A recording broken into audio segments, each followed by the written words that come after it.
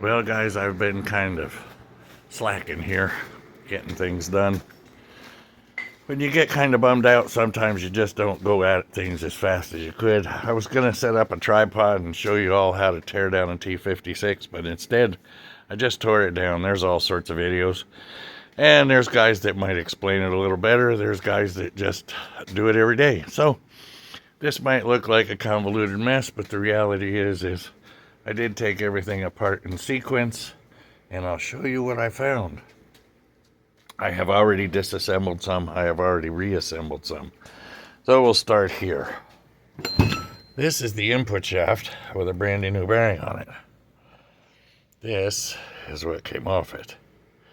And it actually had the needles welded together.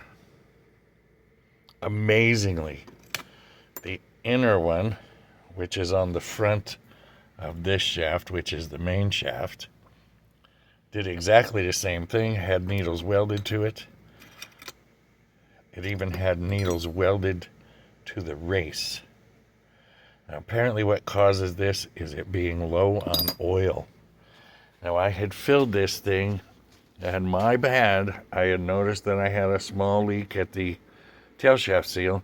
I ignored it because I had just put that brand new tail housing on. That's a brand new tail housing, and I thought that maybe it was just some that had poured out. Well, it wasn't.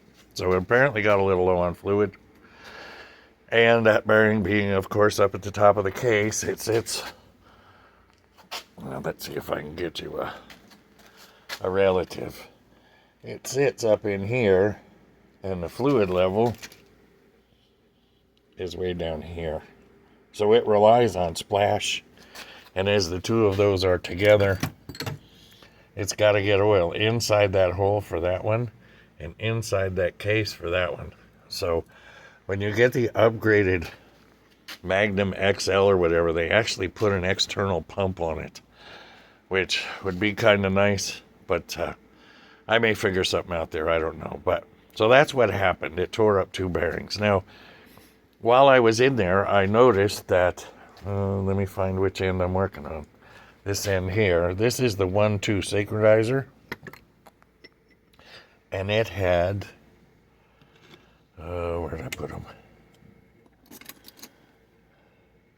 Only one of the... I forget which columns. But anyway, there's 3 of them in here that cause the synchronizers to slide and stay in place. And there was only one of them. So I went ahead and I ordered the upgraded. These are billet ones, so they won't break. So I've got them for the 1-2 and the 3-4. I'm not worried about the 5-6 because I'm not ragging the heck out of it. And I also ordered the shim kit here. And a new boot for on top of the shifter here. But here's the kicker. So thankfully, I noticed that those things were missing.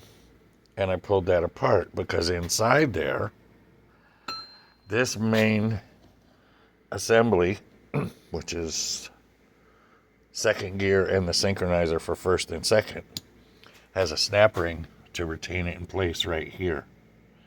So it all slides up on here, sits on a roller bearing.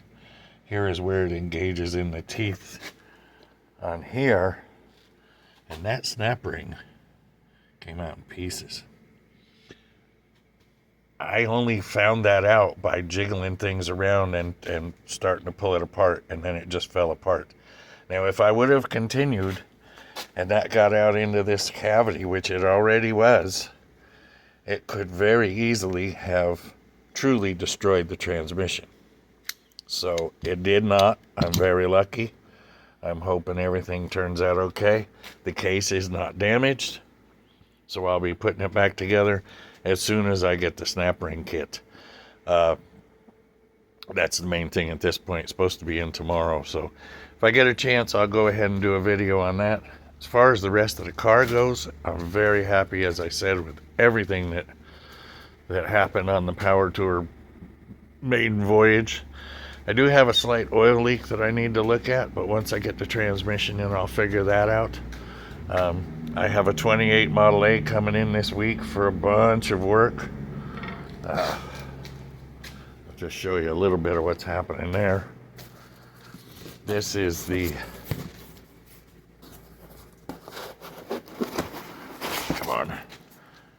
new spun aluminum fuel tank for it. It's a 28 pickup.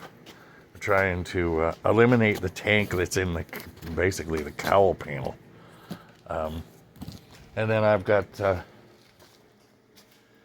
QA1 adjustable coilover rear shocks. I've got short front shocks. I've got brackets for shock absorbers in the front because it doesn't have any. I'm redoing the steering assembly. I have a brand new wiring harness. I also am probably going to swap to this intake and carburetor. I have a brand new chrome steering column going in it. And I'm also putting AC and heat in, which is underneath this mess here.